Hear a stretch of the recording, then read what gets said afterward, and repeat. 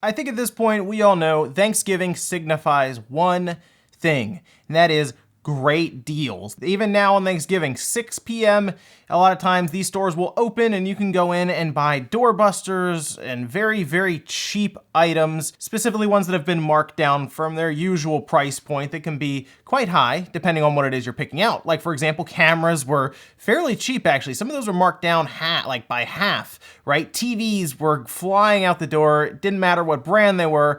But then also things like laptops went on sale pretty well. In fact, I thought to myself, what's the cheapest laptop I could get over the Black Friday Cyber Monday weekend? And here we are.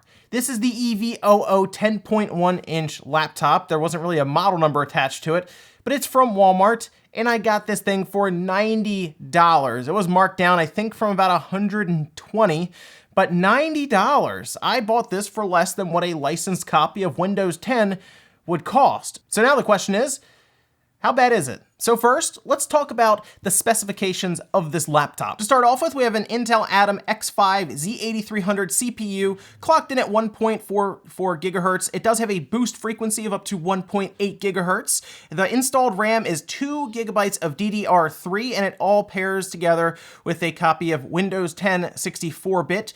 The Intel Atom also has the Cherry Trail GPU attached to it, just in case you were wondering if it's able to play any games at all.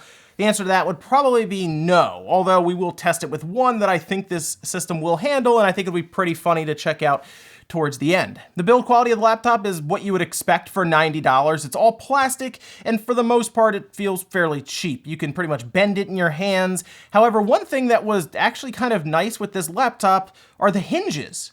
The hinges are pretty solid, as in, like, you know, you'll open up a laptop and it'll feel kind of like, it'll feel kind of creaky at times. It won't be the greatest, especially if it's like sub $300. This actually feels pretty nice. It's closer to like what a MacBook would feel like, where the hinges are much more solid and it's more of a fluid motion. The screen measures in at 10.1 inches, has a resolution of 1366 by 768, and it would be considered pretty much below average completely across the board, but because it is a 10.1-inch screen, it gets away with it a little better than you would expect. Again, a smaller screen with that kind of a resolution won't look as bad as if this was like a 15.6-inch screen, which is the standard across the board for a lot of laptops. The wireless in this laptop is terrible. That's something I noticed pretty quickly. Speeds were very low. It did not pick up my 5G network at all, which leads me to believe it maybe doesn't even have the ability to do that. And then for some reason, the reception was very, very poor. And I figured out why that is after we opened it up. So we'll save that for a bit later for that revelation as to why the overall reception is so poor. But yes, the Wi-Fi in this is not good. Again, $90, probably bottom of the barrel stuff there. A quick look around the laptop. We do have USB 3.0 on the side along with its DC in jack, and then it has a smaller mini HDMI port on the side. On the other side, we have a USB 2, a headset in, so no microphone in there it looks like, and then a micro SD port there for expanded storage. The keyboard is absolutely terrible in this thing, along with this touchpad. Everything is smaller because, of course, it's basically a netbook, right? And it's just not a good experience typing, and it's not a good experience when you're trying to navigate with the mouse. I noticed that this touchpad will do some crazy stuff pretty much constantly. If you're trying to scroll around with the mouse, all of a sudden you might notice, well, it thought that I did a pinch to zoom, or I asked it to bring up all of the menus so you can decide which window goes where. It is all over the place at times. I don't know if it's just because this thing is so sensitive or it struggles to pick up exactly where your finger is at any given time, but it is very, very bad in terms of navigation. The keyboard, the travel on the keys, not terrible, but because they're all so pretty much scrunched together, you will have mistypes consistently. It's something I ran across quite a bit. Now, the laptop itself is pretty thin, and a lot of that has to do with this thing not having a fan. There's no fan in this. It is completely passively cooled, and it sounds weird, but this Atom processor that's in here does not pull a lot of power. According to Intel's own site, about 2 watts of power is pulled for this, so it doesn't really need a tremendous amount of cooling. In some cases, it can just use the case, which this one does. So that, of course, means that, well, we don't need a profile for a fan in terms of size, and it can pretty much just flatten as much as possible, and they did that. It is very, very thin and pretty light as well. Now, because this has 2 gigabytes of RAM, it is slow. It is very slow actually. Doing the most basic stuff on this laptop is painful. Things like my GPD win is much faster than this despite having a comparable CPU, and a lot of it has to do with the GPD win having 4 gigabytes of RAM versus 2 in this one. I had to do a lot just to get it to be bearable, turn off some of the background stuff when you first started up, and even try to cut down on some of the Windows Aero stuff and the extra graphical things that it tries to show off doing just by opening File Explorer.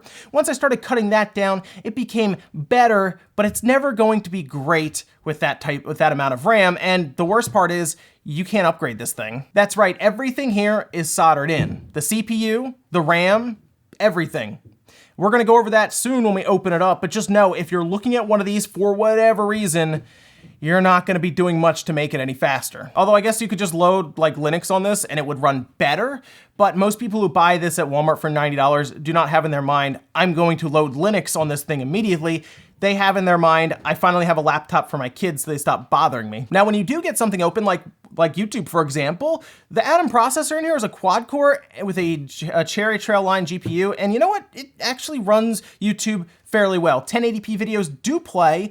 Don't even bother with 4K. 4K, this thing crumbles bad, but 1080p videos will play, and because this is a lower resolution screen, 768, it will look good enough, I think, for 720p video at full screen, which means you could save some CPU power there by just doing that. And that's actually, the Atom processor has come a long way. I really don't have any issues with the Atom processors currently that's in this laptop. It kind of has to do with everything else around it, the 2 gigabytes of RAM and the 32 gigabytes of onboard storage. That's right, there's 32 gigabytes of eMMC storage here, and when Windows kind of takes its chunk, you're left with about 20 gigabytes, which means you're gonna wanna pop in a micro SD card immediately so that you have extra space if you want to download anything beyond the basics when it comes to your applications. But once you start loading up iTunes or Chrome or any other web browsers, the amount of RAM in here on board is eaten up immediately. So this is not a multitasking laptop, despite having a processor in it that can technically multitask. The speakers in this are better than I thought they would be, I'll admit that. There are 2 speakers, there's one here and one here at the bottom, and because it has these little feet that kind of lift it off of the table or anything it's sitting on, it will at least project sound better. It'll kind of just run it into the table or whatever you're sitting it on, but it is louder than I thought it would be. Definitely louder than some other laptops that I have that are much more expensive than this. I had said previously that this does not have a fan built in. It does not, and that kind of works into one of this laptop's biggest problems. Despite it using an Atom processor that does not pull much power at all, it gets very, very hot. And the idea here is it uses the bottom of the casing in order to cool that CPU down.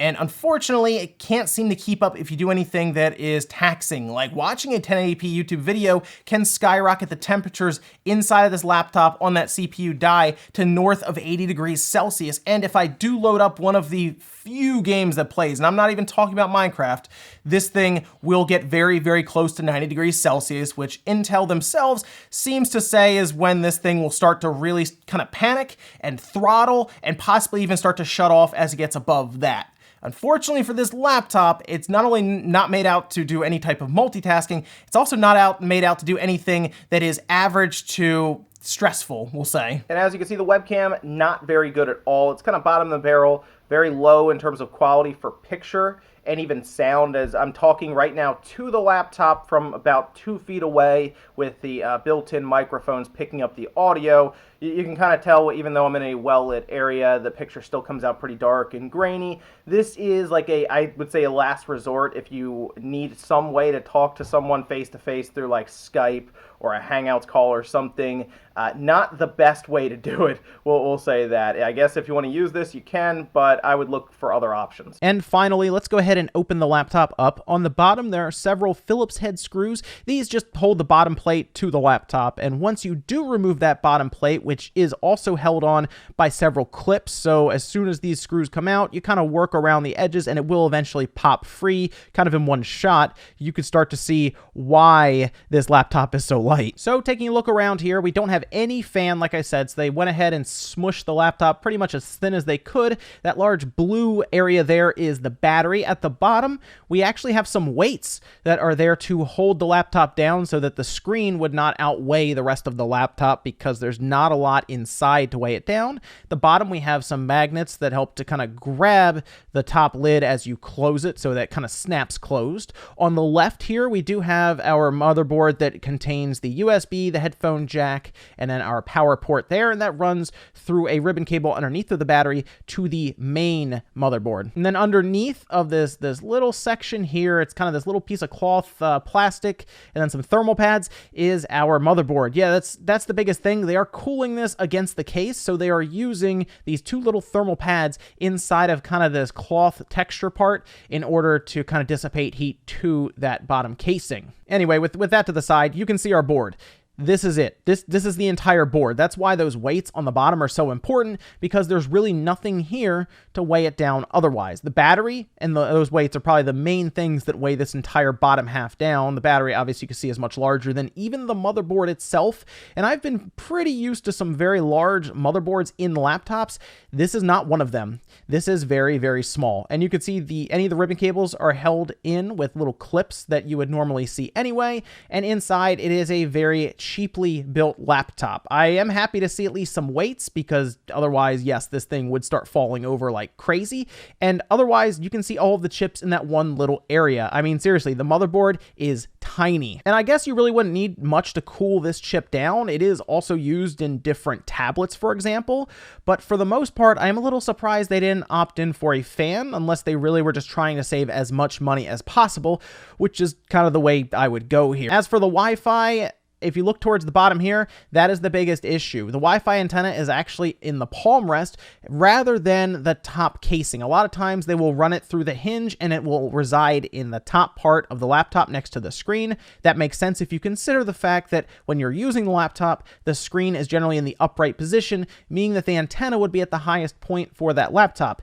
In this case, however, the antenna is at the bottom where your palm would sit, and that kind of covers up where you would get your Wi-Fi from. It is a head-scratching spot to put that Wi-Fi antenna, to say the least. I don't even think it would save them that much money, and especially since they still have plenty of cable here for that antenna to run it up through the hinge. I could, I guess, probably do that. However, at this point, there's really not a lot of reasons to even use this laptop any further. Actually, on second thought, it does play Halo.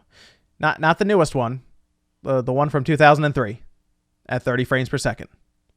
So there's that, I guess. And that is the EVOO laptop from Walmart. It was $90, and even at that price, I feel like it was a waste of money. There's just not a lot you can do with this thing, and even passing it off to kids, they'd probably do better with a tablet that's even cheaper than that. You could have gotten like a Fire tablet for half the price or something, and they would have gotten along with it fine. Unfortunately, this is one of those laptops that I would see come into the repair shop that had a broken screen and they would want it fixed, despite it not being worth fixing at all. There's just not a lot you can do with this thing outside of basic word processing, surfing the web at a snail's pace, or maybe audio recording. That's the only thing I can really think of, because there is no fan in here. You could silently record audio through this, right? Like, there's not a fan blasting, you wouldn't hear it. However, I would not process or do any type of editing with that audio here. I would save it and immediately extract it and use it somewhere else to edit that audio. So once again, a very limited use for this laptop, and it comes down to that pricing,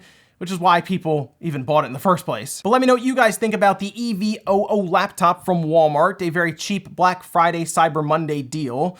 And let me know if you've ever been stuck with a cheap laptop, whether it was a gift or maybe you bought it on, again, Black Friday or Cyber Monday, thinking it would be really, really cool, only to get it, and then it turned out to be, well, junk. Thanks guys for watching. Make sure you like the video on the way out if you enjoyed it, dislike it if not, and I'll see you guys next time.